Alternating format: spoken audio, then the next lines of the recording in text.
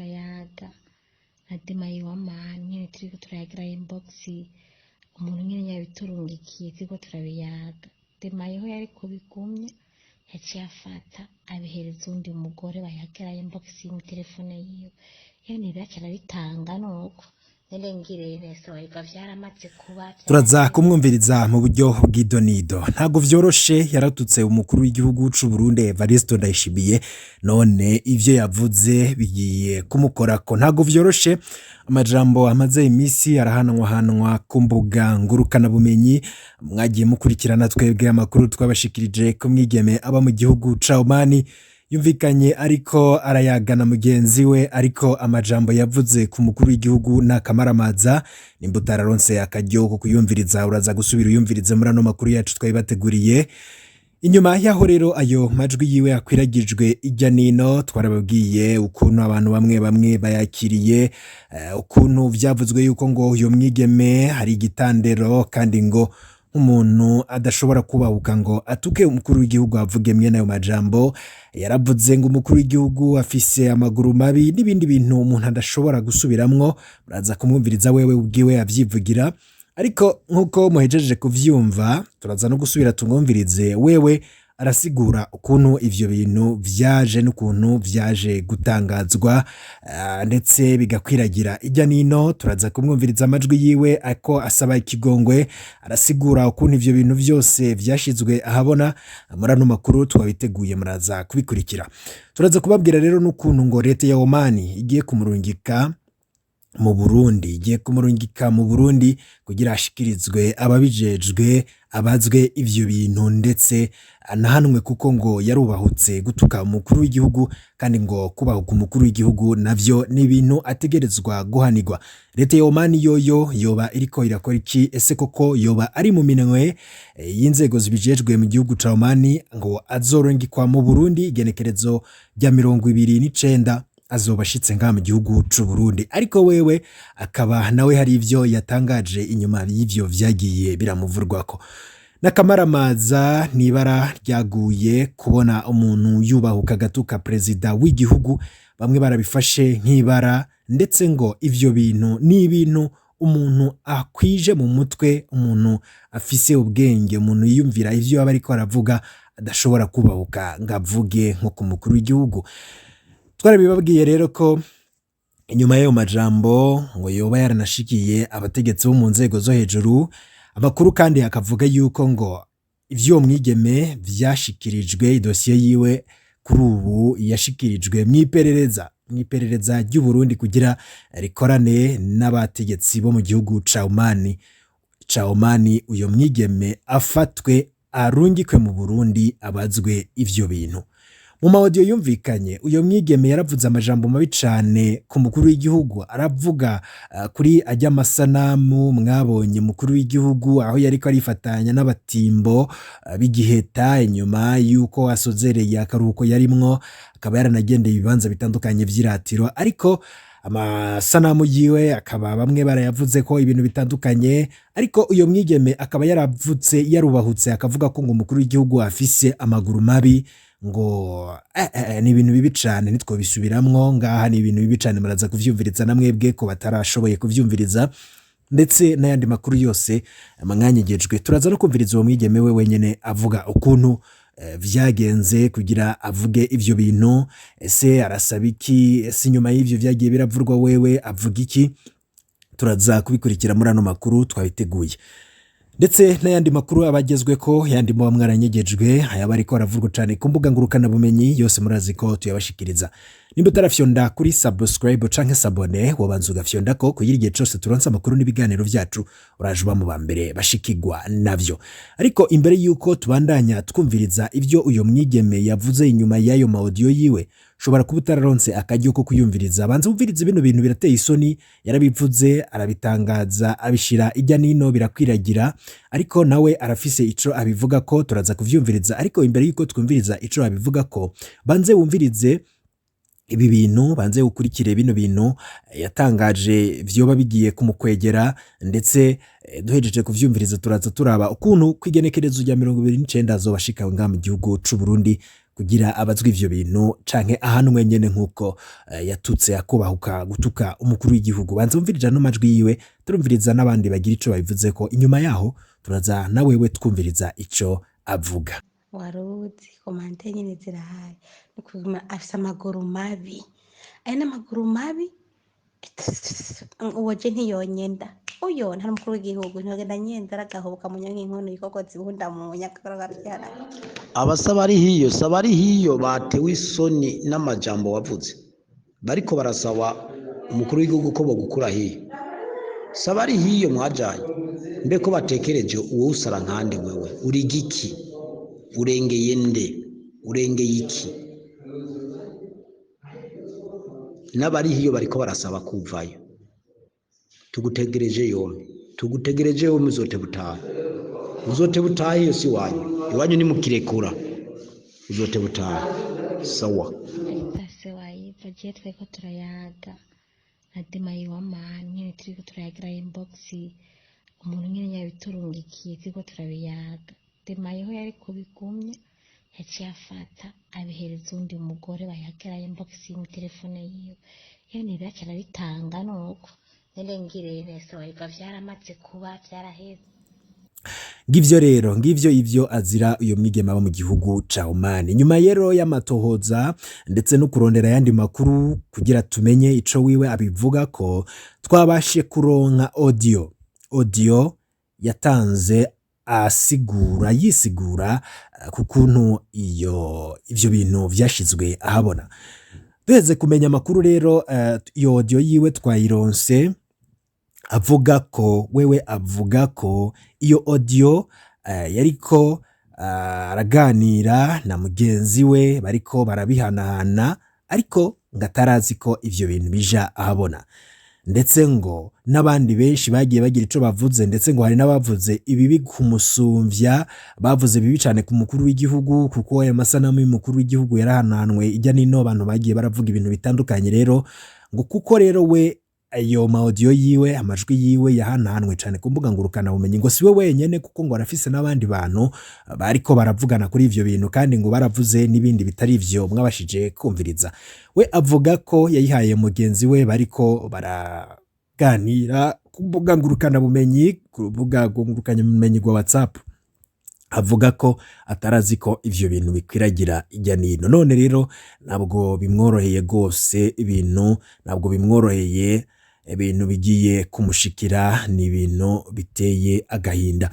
Kubona rero yarubahutse gutuka umukuru w'igihugu, bamwe babifata ko ari ukubahuka, ariko hari n'abandi bagiye bagira ico babivuze ko. Hari abagiye bagira ico babivuze ko nko ku makuru twagiye turabashikiriza, bamwe mu bagiye muragira ama commentaire. Hari nk'uwitwa Vanessa Vava ndi kumwe nayo.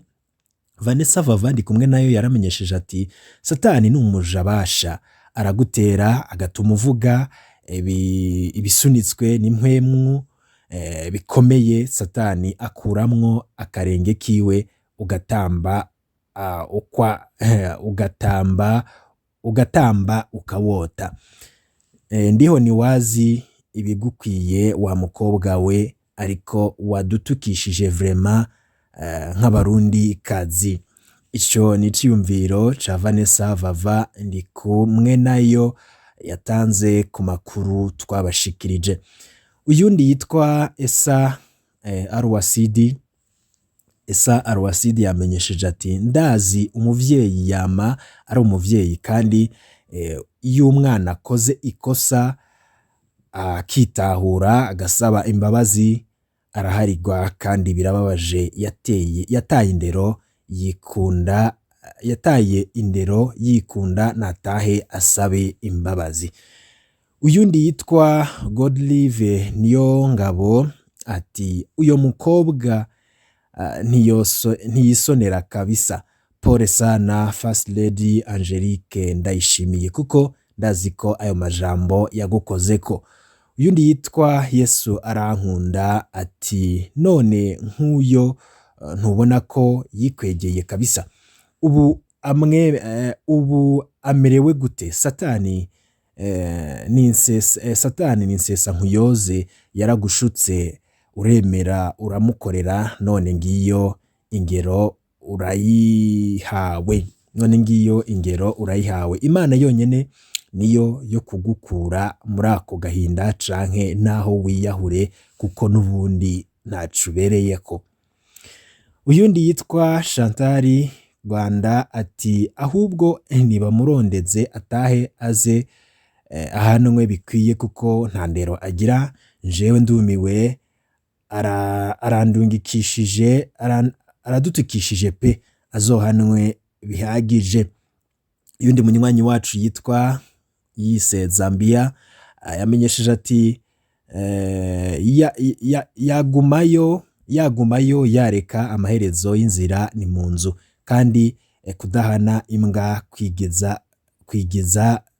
kudahana imbwa kugwiza imisega, vyanka bikunda ategerezwa guhanwa. Witwa Dorcas Nduwarugira yatanze icyumviro ati nukuri birababaje cane kumva yarubahutse kuvuga amajambo nkarya.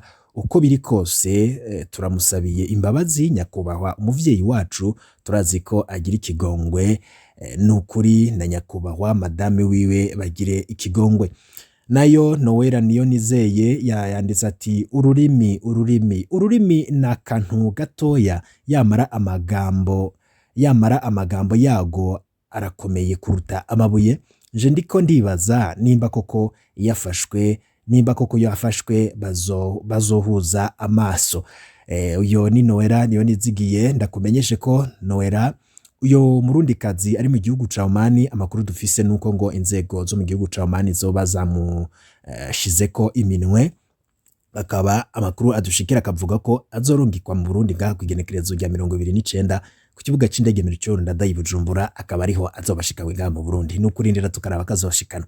Tubandanije ni vyumviro vya bamwe n'amakomantere mwagiye muragira. Witwa Justin Jafeti Rumonge yanditse ati mana we nakamaramaza, nta ndero na nkeya agira, yarerewe mwibarabara, ikirofa cy'umukecuru, gutuka Sebarundi natwe muri Saudi vyaturenze ico kimenabanga. Uyundi yitwa Fahimafa yanditse ati umukobwa nahanwe, kuko iyo si mico y'abarundikazi, kuko birarenze kumva no kubisubiramwo vyonyene, ndumva bigoye cane, nagahobera bunwa kweri. Nayo Shadia ati nukuri abarundikazi aratumaramaje, gusa asabe uhoraho amworohereze. Nayo Felicien Ndagijimana ati basha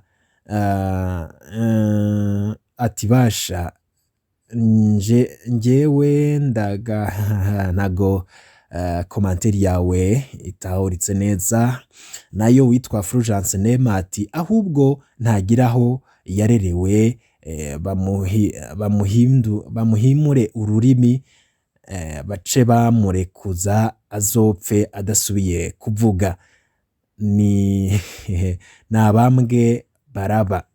Ico ni cyumviro kiwe. Yundi yatwandikiye ati kimwe gusa jewe novuga yararengereye pe, ikindi numva mutanze nawe mumushakire, kuko ntabwo yariko yivugana nk'umusazi. Ati ntabwo yariko yivugana nk'umusazi, yarafise abandi bariko baravugana, uti wamutanze nawe bamurondere. Ati rero babakorere ko bose, kuko niwe yabisohoye hanze, kandi nibaze ko ntabwo yiyadukije agatangura kubivuga ataho babihereye. Bagore bakobwa muze mugira indero, nukuri sinzi ko arizo nkoko mujya zituma duta indero. Mana we nakumiro kimwe babanze baze babaze kimwe n'uwabitanze. Ati nukuri nta ndero afise, arubahuka kweri, kubahuka umuvyeyi wacu akamutuka ibiraho numvise, akamaramaza karama. Aho rero yarazi ko yinyegeje aho atazomenyekana. Uyundi ati abantu barashobora kuva ico umwe wese yiyumvira, abantu barashobora kuvuga ico umwe wese yiyumvira, ariko jewe ico mbona urwo rubanza tururekere ndiho wenyene, niwe afise ijambo rya nyuma kuri we.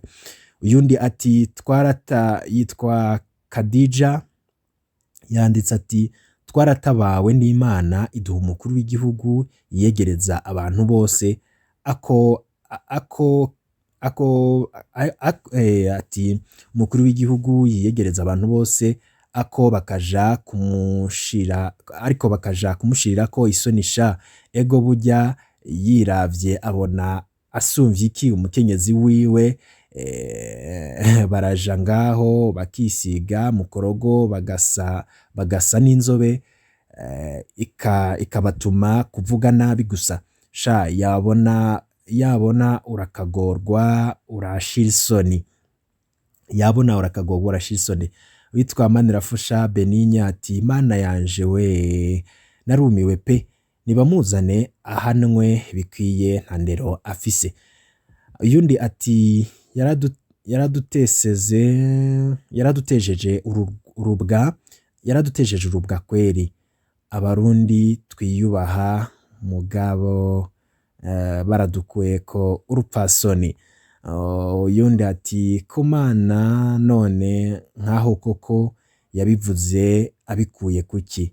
Mana we ndabona bitazoroha, gusa natahe afukame asabe imbabazi, nukuri yararengereye.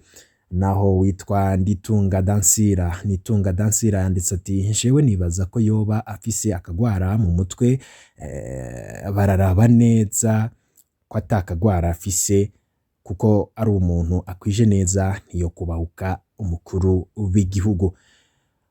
Nizigiyimana Saidati ati ngombe gahanga wishwe niki? Ngo jewe sinishwe n'urw'abagabo, na wewe uzokwicwa n'akarimi kawe. Ico gisomwa ninde acibuka mumpe like. Uyundi witwa Estera Niyonzima ati ntagira ico yubaha nahanwe nta ndero agira. Nayo Prime Niyongabo ati ico n'igipfamutima nibakinyarukane, mbona umugongo baragitebeje, mbona umengo baragitebeje, tumukeneye ku mugaragaro. Uyundi yitwa Ntiranyibagira Richard ati n'akamaramaza ahubwo ntagiraho yakuriye.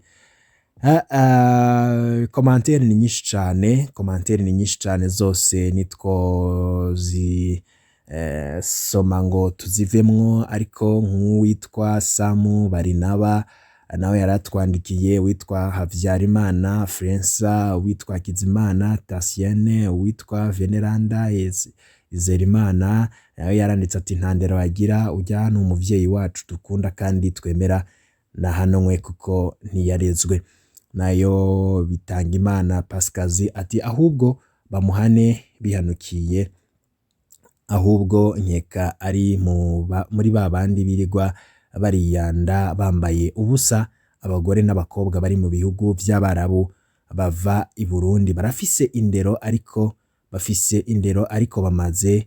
bava mu Burundi bafise indero, ariko bamaze gukora icasha bamaze gukora icasha baca bata indero ndundi. Nayo ati yaramenje gutuka papa muharire. Ni vyinshi cane, abenshi bariko bavuga ati nuwo ntabwo ivyo yakoze nawe siwe, abandi bagiye batanga ivyumviro bigiye bitandukanye, ariko ivyo akaba ari bimwe mu vyagarutsweko cane twagira tubashikirize. Ngivyo rero, ngivyo mwigeme wo muri Omani, ivyiwe bizosobanuka mu minsi iza, mukaba muzomenya ibizokurikira. Makuru yacu taha rero navyo tukaba tuzabashikiriza, murazi ko amakuru yose ariko aravurwa tuyabashikiriza bitonido. Niba utarafyonda kuri subscribe banza ufyondeko kugira igihe cose turonse amakuru n'ibiganiro vyacu uraje mu bambere bashikirwa navyo. Ndakengurutse cane, mukanya nandi makuru agezweko.